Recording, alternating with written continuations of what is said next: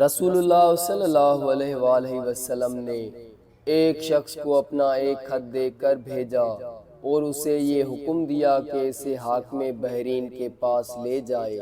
بحرین کے حاکم نے وہ خط کسریٰ شاہ ایران کے پاس بھیج دیا۔ جس وقت اس نے وہ خط پڑھا تو چاک کر ڈالا۔ راوی کہتے ہیں اور میرا خیال ہے کہ ابن مسیب نے اس کے بعد مجھ سے کہا کہ اس واقعے کو سن کر رسول اللہ صلی اللہ علیہ وآلہ وسلم نے اہل ایران کے لیے بد دعا کی کہ وہ بھی چاک شدہ خط کی طرح ٹکڑے ٹکڑے ہو جائیں۔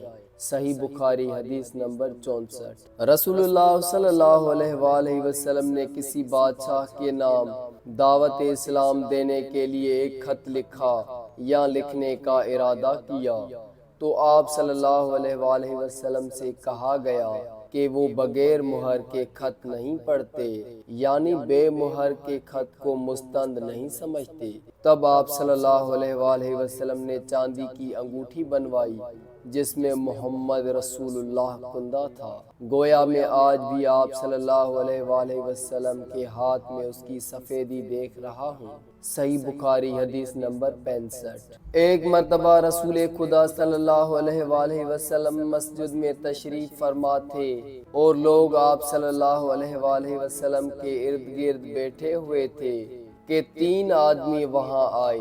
ان میں سے 2 رسول اللہ صلی اللہ علیہ وآلہ وسلم کے سامنے پہنچ گئے اور ایک واپس چلا گیا۔ راوی کہتے ہیں کہ پھر وہ دونوں رسول اللہ صلی اللہ علیہ وآلہ وسلم کے سامنے کھڑے ہو گئے۔ اس کے بعد ان میں سے ایک نے جب مجلس میں ایک جگہ کچھ گنجائش دیکھی تو وہاں بیٹھ گیا اور دوسرا اہل مجلس کے پیچھے بیٹھ گیا اور تیسرا تھا وہ لوٹ گیا۔ جب رسول اللہ صلی اللہ علیہ وآلہ وسلم اپنی گفتگو سے فارغ ہوئے تو صحابہ رضی اللہ عنہم سے فرمایا کہ کیا میں تمہیں 3 آدمیوں کے بارے میں نہ بتاؤں؟ تو سنو، ان میں سے ایک نے اللہ سے پناہ چاہی، اللہ نے اسے پناہ دی، اور دوسرے کو شرم آئی تو اللہ بھی اس سے شرمایا کہ اسے بھی بخش دیا، اور تیسرے شخص نے منہ موڑ لیا تو اللہ نے بھی اس سے منہ موڑ لیا۔ صحیح بخاری حدیث نمبر 66۔ وہ ایک دفعہ رسول اللہ صلی اللہ علیہ وآلہ وسلم کا تذکرہ کرتے ہوئے کہنے لگے کہ رسول اللہ صلی اللہ علیہ وآلہ وسلم اپنے اونٹ پر بیٹھے ہوئے تھے اور ایک شخص نے اس کی نکیل تھام رکھی تھی۔ آپ صلی اللہ علیہ وآلہ وسلم نے پوچھا، آج یہ کون سا دن ہے؟ ہم خاموش رہے حتیٰ کہ ہم سمجھے کہ آج کے دن کا آپ کوئی دوسرا نام اس کے نام کے علاوہ تجویز فرمائیں گے۔ پھر آپ صلی اللہ علیہ وآلہ وسلم نے فرمایا، کیا آج قربانی کا دن نہیں ہے؟ ہم نے عرض کیا، بے شک۔ اس کے بعد آپ صلی اللہ علیہ وآلہ وسلم نے فرمایا، یہ کون سا مہینہ ہے؟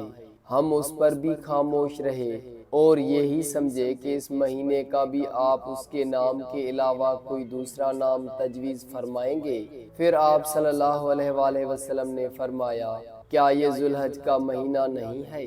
ہم نے عرض کیا، بے شک۔ آپ صلی اللہ علیہ وآلہ وسلم نے فرمایا، تو یقیناً تمہاری جانیں اور تمہارے مال اور تمہاری آبرو تمہارے درمیان اسی طرح حرام ہے جس طرح آج کے دن کی حرمت تمہارے اس مہینے اور اس شہر میں ہے۔ بس جو شخص حاضر ہے اسے چاہیے کہ غائب کو یہ بات پہنچا دے، کیونکہ ایسا ممکن ہے کہ جو شخص یہاں موجود ہے وہ ایسے شخص کو یہ خبر پہنچائے جو اس سے زیادہ حدیث کا یاد رکھنے والا ہو۔ صحیح بخاری حدیث نمبر 67۔